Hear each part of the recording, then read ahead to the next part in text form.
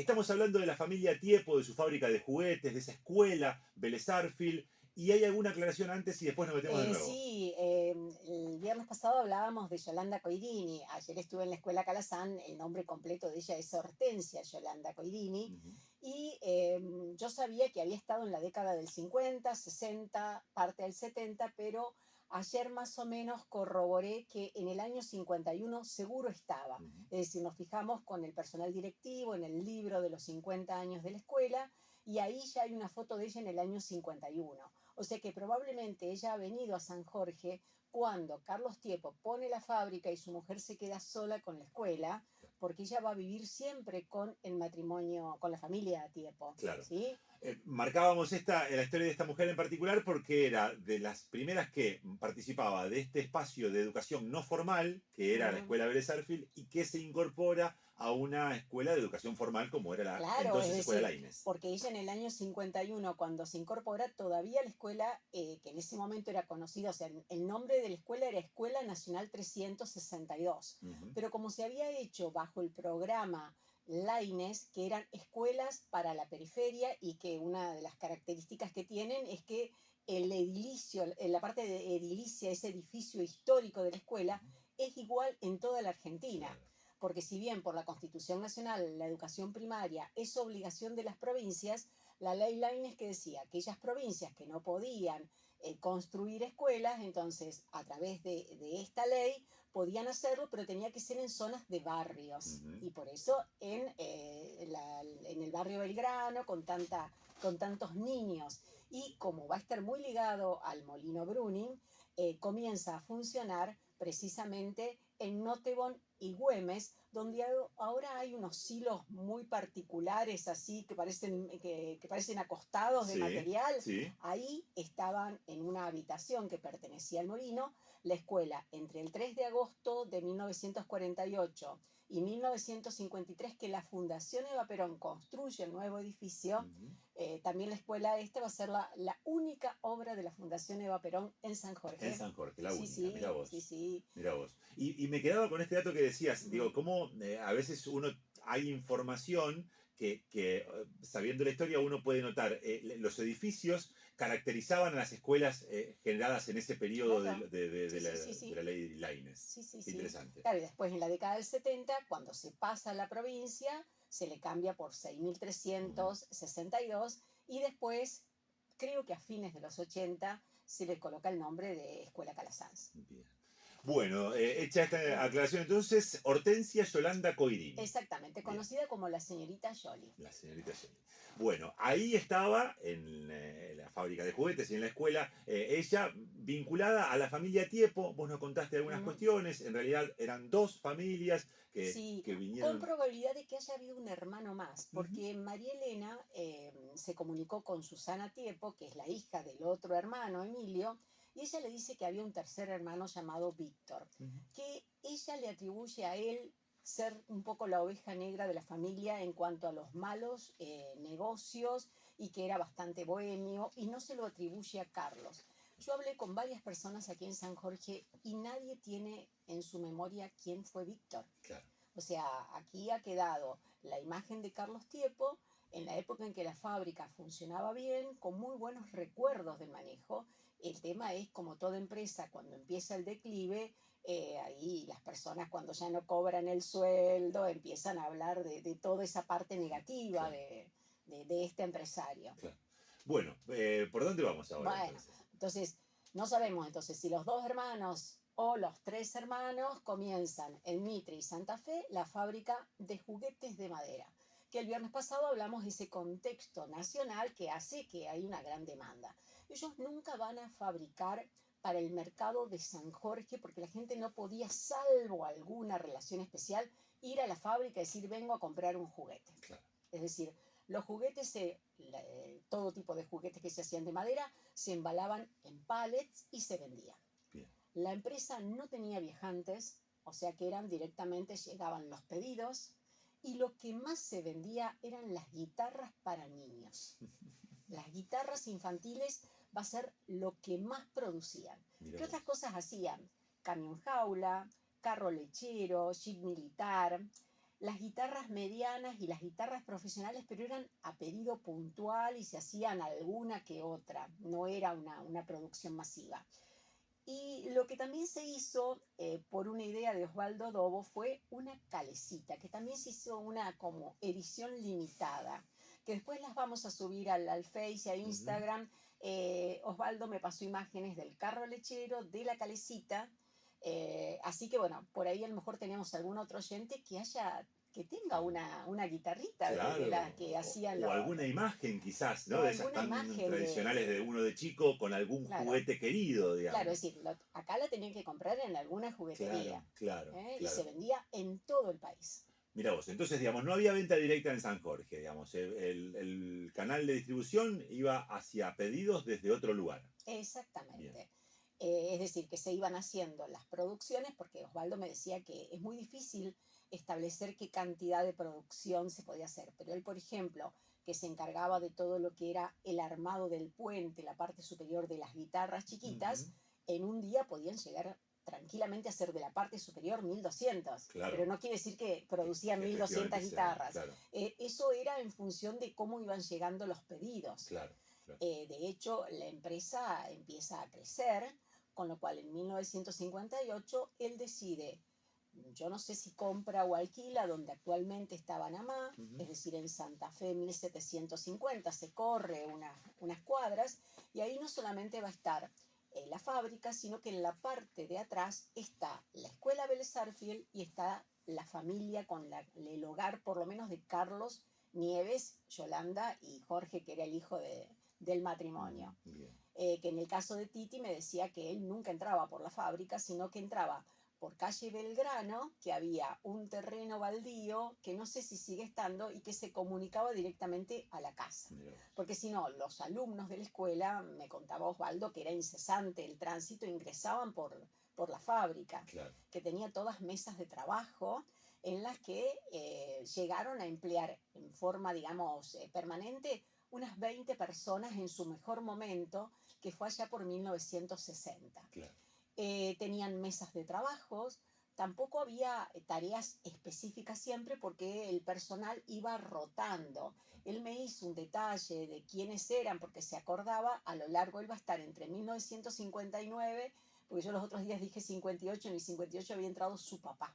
Claro. Él entra en el 59 hasta el 65 que se va al servicio militar. Su hermana también va a trabajar un tiempo y su papá va a estar no solamente hasta el final de la fábrica, allá por el año 66, sino que también cuando Carlos Tiepo intenta fallidamente con un criadero de pollos, Ujú. él también va a ser empleado hasta que Carlos Tiepo se va en el 69-70, que ya no tiene más emprendimientos en San Jorge y toda la familia se va. Claro. O sea que el papá de Osvaldo, que creo que se llamaba José, va a ser un testigo bastante importante porque entra en el 58 cuando se vienen del campo Ujú. a vivir a San Jorge e ingresan a trabajar a la fábrica. Bien. Por lo tanto, la familia está un periodo específico, determinado, avanza con este desarrollo empresarial, digamos, de la fábrica de juguetes y de la escuela, y después, al momento de que esa iniciativa finaliza, la familia se va de San Jorge. Exactamente, o sea, es una familia que va a vivir el década del 40, década del 50, década del 60, no tiene descendientes en San Jorge y bueno, la única que queda es Susana, pero que vive en Italia, que Claro. sería sobrina, hija del otro socio, que va a estar muy poco tiempo. Con respecto a Carlos, lo describen como alguien flaco, alto, fumador empedernido. Y bueno, aquí en San Jorge ha quedado esa imagen de bohemio, de alguien que no era muy hábil para los negocios. Y bueno, todos sabemos que ser empresario en la Argentina hay que tener una gran habilidad y Sí, una gran cintura. sí, sí. Y sobre Eh, todo capacidad de adaptación, sí, sí, ¿no? sí, que creo que es lo más difícil, porque eh, por ahí creo que algunos se han quedado con esa imagen del final de la empresa, en la que, bueno, los sueldos no se pagaban en tiempo, había meses que se demoraba hasta 1 o 2 meses más, entonces toda una situación que quedó y que yo cuando preparaba esto ayer decía, me traía a la memoria el fin también del Molino Bruning con los Nottebohm. Claro. Es decir, una familia que tuvo una muy buena imagen y que hizo mucho en la localidad, el final de la familia Nottebohm en San Jorge también quedó empañado por la forma en que se van y las consecuencias que traen para sus empleados. No me animo a compararlo con la historia de otros países, pero seguramente de nuestro país es una historia económica de ciclos, pero además de ciclos que no modificaron muchas veces en forma paulatina las características. Por el contrario, son muchas veces cambios bruscos, situaciones que se modifican casi que de un día para el otro, y me imagino que eso obliga a cualquier empresario a tener una muy rápida cintura, esto que vos decías, o una muy rápida adaptabilidad, porque si no, quedás en el camino. O tener otra fuente de ingresos que le sirva para en la época de vacas flacas poder hacer frente y poder, digamos, responder, porque estamos hablando de que tenían 20 empleados, o sea, no eran pocos, No, era no, una una estructura grande, claro. considerable de empleados. Claro. Sí, sí. Bueno. Que por eso a veces uno habla y juzga a las actitudes, pero bueno, hay que ver todo el entorno, el contexto nacional. Es decir, recordemos que en 1955 termina el modelo de industrialización por sustitución de importaciones y empieza un nuevo modelo que es el modelo desarrollista, que se caracteriza por la llegada de empresas extranjeras que se instalan acá y que, bueno, esta fábrica era casi artesanal. Imagínense la competencia, Claro. claro, cómo adaptarse a esa competencia que llegaba desde afuera con un producto probablemente más económico, de material diferente, digo, porque los juguetes de madera tienen también una época, ¿no? Sí, acá van a empezar los juguetes de plástico y con precios que es imposible competir, o sea que por ahí uno no tiene tanto que echarle la culpa al empresario, sino también es un cóctel de cosas, es decir, a lo mejor él no tenía esa cintura, esa habilidad para manejarse en momentos complicados y bueno, y cuando uno ya no tiene dinero para comprar la materia prima, no tiene dinero para pagar los sueldos, la cosa se complica. La cosa se complica. Vamos a leer, según el relato de Osvaldo Dobo, que también hizo un plano muy detallado de cómo trabajaban en mesas, con lo cual debe haber existido una camaradería, porque estar 8 horas sentados en la misma mesa con compañeros, deben haber hablado. Me imagino, no sé, esto lo estoy pensando ahora un poco en voz alta, digo, me imagino el escenario de una de las carpinterías, por ejemplo, que nosotros que tuvimos la posibilidad de ver, digo, ahora ya ha cambiado un poco la característica, pero digo, de las carpinterías de hace unos 20 o 30 años, me lo imagino así. Sí, aquí había mesas de trabajo y los operarios sentados en banquetas haciendo su tarea, que podía cambiar, o sea, él me dio una lista de 46 trabajadores que entre 1959 y 1965 transitaron, algunos por unos meses, alguien por toda esa etapa. Me los diferenció en hombres y mujeres y también en la tarea que generalmente hacían. Porque por ahí dependía de lo que estaban fabricando, los podían llegar a cambiar. En el caso de los varones estaba Orlando Aleso en el escritorio, que va a estar siempre él a cargo de la parte administrativa. En cierre y corte de la madera, Benedetto.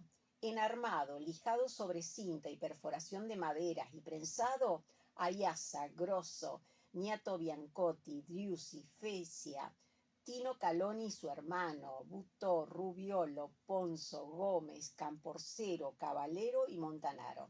En el armado de puente y mangas de guitarra, Osvaldo Dobo y Cabrera. En el corte de madera con sierra, Osvaldo Dobo. En la pintura, Luna, Pepi, Folken y Félix Amil, que también solía estar en lijado. Y ahora vamos a ver la gran cantidad de mujeres que se ocupaban de las terminaciones, del detalle y del lijado a mano. Porque bueno, tiene que ver con las habilidades que tenemos motrices las mujeres.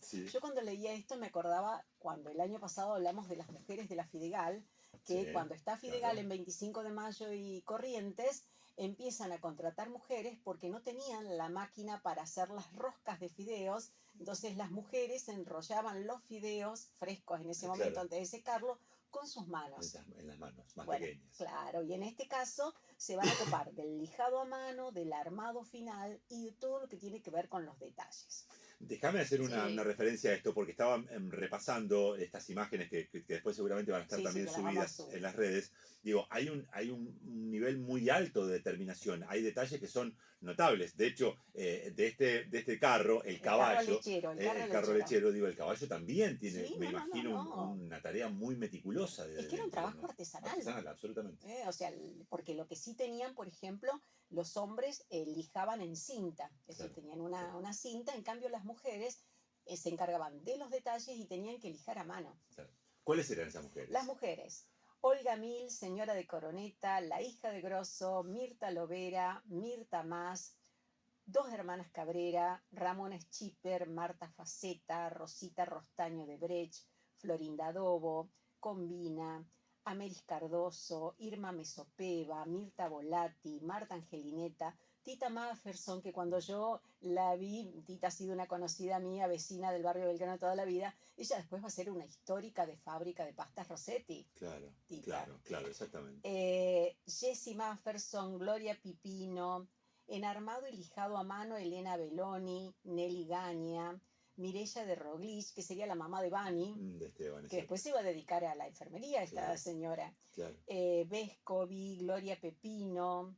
Mira vos. Bien. Y también en trabajos de pintura, Y también por lo en que estoy pintura, viendo es. otra Vescovi. Claro, mira vos. Bien, bien, Mirá, bien. la verdad que por eso digo, Sí, había sí. un notable trabajo de terminación, digo, era como vos decías, una tarea artesanal. Sí, sí, o sea, era una Maravilla, fábrica artesanal. Si bien absolutamente. tenían máquinas, Mm, pero todo lo que era el prensado, el armado, el corte, ujú, la pintura, los detalles. claro. Es decir, por las imágenes que nosotros vemos de los juguetes, tenían muchos detalles de terminación. Mucho, mucho. Con Va a lo ser cual, interesante mirar en las redes las fotos, porque son claro, notables realmente. y de hecho la distribución que tenían en el plano, Ujú, con las mesas de trabajo, con lo cual por ahí a lo mejor le podemos pedir si alguna de estas personas claro, nos pueden contar cómo era su claro. experiencia, quiénes estaban en esa mesa, porque yo supongo estar 8 horas compartiendo una mesa de trabajo, tiene que haber habido, creo que por lo menos en la época en que los sueldos se pagaban en tiempo y forma, Claro. debe haber sido un lugar agradable de Sí, trabajo. sin duda. ¿No? Bueno, es sumamente interesante. ¿Tenés algún datito más como para No, ir no, cerrando ya el tema? simplemente, o Por eso sea, cerramos. esta fábrica a partir del año 64 empieza a estar muy mal Ujú. y ya en el 66-67 se cierra. Cierra. Sí, Y sí. a partir de ahí, un poco lo que decíamos, la familia toma otro rumbo y, como vos marcabas, que de hecho fue Sí, una de las claves del comienzo, sí, sí. ¿no? Te costaba, sabías de la información. Me acuerdo en los primeros Mm, micros que hacíamos, vos lo mencionabas ahí muy al pasar porque no tenías tanta información. Bueno, claro. ahí apareció después algo Sí, de que, datos. que van apareciendo, o sea, las historias, porque una de mis hijas los otros días me decía, ¿vos seguís teniendo temas? Sí, le digo, tengo un montón Un de temas. montón. Bueno, hablando de temas, ¿cerramos familia a tiempo? ¿Ya Cerramos, definiste con qué cerramos seguimos? familia. Sí, estoy con el tema de los negocios de la electricidad Mm, y que va a llevar muchos programas mm. porque hay mucha información. Digo, y hay algo que vos alguna vez me comentaste, y como ¿Mm? para plantearlo solamente, el negocio de la electricidad que tuvo momentos muy marcados en la historia, pero además también Sí, alguna que otra polémica, sí, o sea, va a o ser mucho. un problema muy serio porque por un lado va a estar la necesidad de modernizarse, Ujú, porque tengamos en cuenta que nosotros no teníamos electricidad y Carlos Pellegrini tenía, el Trébol tenía, o sea claro. que eso también nota el nivel de atraso y los problemas que va a tener la empresa que se va a instalar en 1920. ¿Por qué? Porque acá es una comunidad piamontesa. Ujú. Entonces, cuando les dijeron, ustedes tienen que pagar un mínimo, consuman o no consuman, Me imagino mucha discusión. hubo discusiones. Va a ser un tema que es muy interesante, realmente muy interesante por lo que hemos podido hablar, lo poquito que podemos Sí, hablar con sí, Silvia, sí. va a ser muy interesante. Bueno, Silvia, recordarles entonces a la gente, este programa en unas horas va a Sí, estar sí. O subido esta al tardecita o mañana, porque no lo hago yo, entonces tengo que depender de buena de voluntad. la técnica Sí, sí, especialista. Bueno, en muy poco tiempo va a estar subido, pero además insistirles con esto, suscríbanse al canal de YouTube de Pasó Acá, pueden buscarlo como Pasó Acá, Historias de San Jorge, suscríbanse. Cuando lleguemos a 50, esto va a ser transmitido en vivo y en directo también por el canal de YouTube y eso está buenísimo. exactamente. Gracias Silvia, como siempre. Gracias a todos. Pasó Acá, reconstruyendo historias de San Jorge con la profesora Silvia Rosa como cada viernes.